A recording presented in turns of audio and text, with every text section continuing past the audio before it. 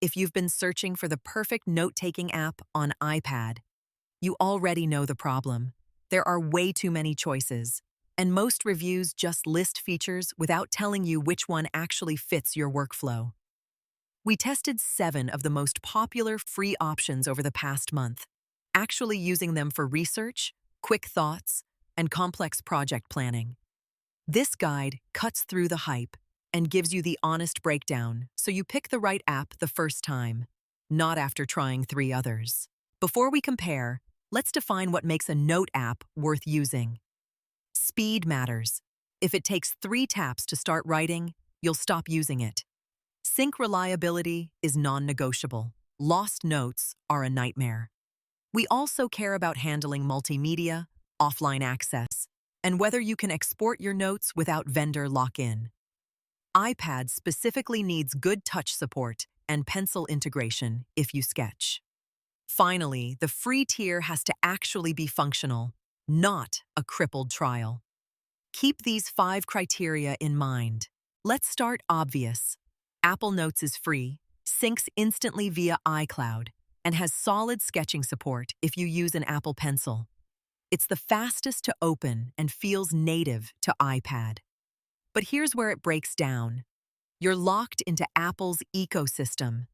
If you ever use Android or Windows, your notes don't follow you. No tags, no collaborative editing, and formatting is limited.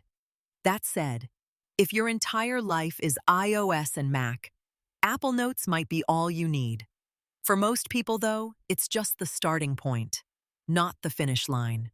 OneNote is free and works everywhere. iOS, Android, Windows, web. The notebook structure is brilliant for organization.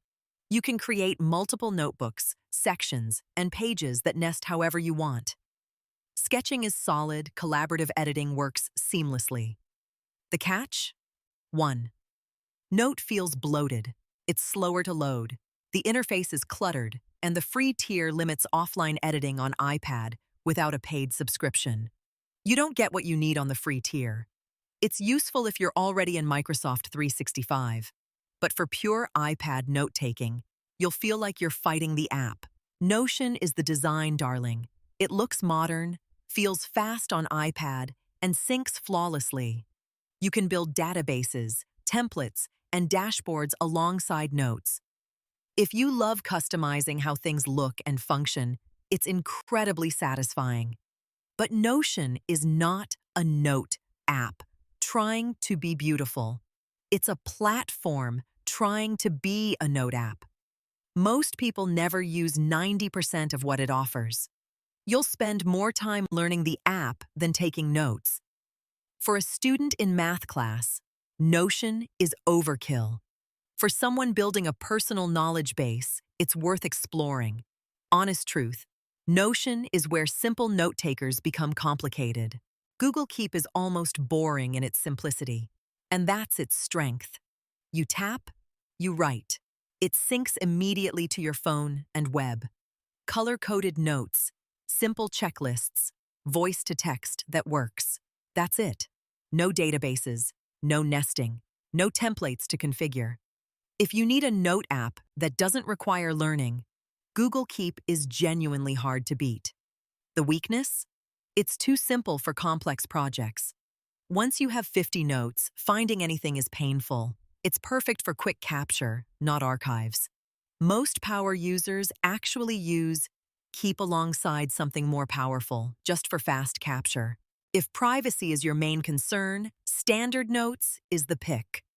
End-to-end encryption by default on the free version, your notes never touch their servers in readable form. Syncs perfectly. The iPad app is clean and fast, and you can export everything as plain text or HTML. The free version is genuinely functional. The paid tier adds markdown and themes, but you don't need it. The trade-off: no sketching, no collaboration, smaller community, so fewer templates.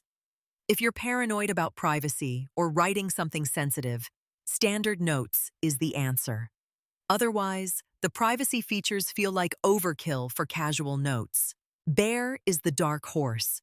genuinely beautiful on iPad, emphasizing typography and a distraction-free writing experience. Tagging system works smoothly, Markdown support is solid, sync is reliable. The free version is real. You can do actual work without paying. Where it struggles, Bear is Apple only, so Android users are locked out. Some features are blocked until you pay. But here's the thing.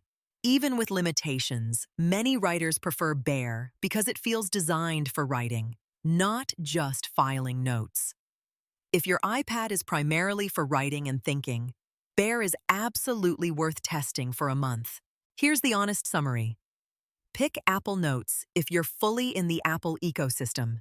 Choose OneNote if you live in Microsoft 365 and want multi-device flexibility. Use Notion if you're building a personal knowledge system and don't mind learning curves. Google, Keep for capture and quick lists. Standard Notes if privacy is paramount. Bear if you're a writer on iPad specifically. Most people? Start with Google Keep or Apple Notes, then add one more as your needs grow. The mistake people make is bouncing after a week. Pick one, use it for a month, and let muscle memory build. The best app is the one you'll actually use consistently. So test these out. Find the one that feels right, then go deep with it. That's how you build a real note-taking system. What note-taking feature can't you live without? Comment below and we will build it.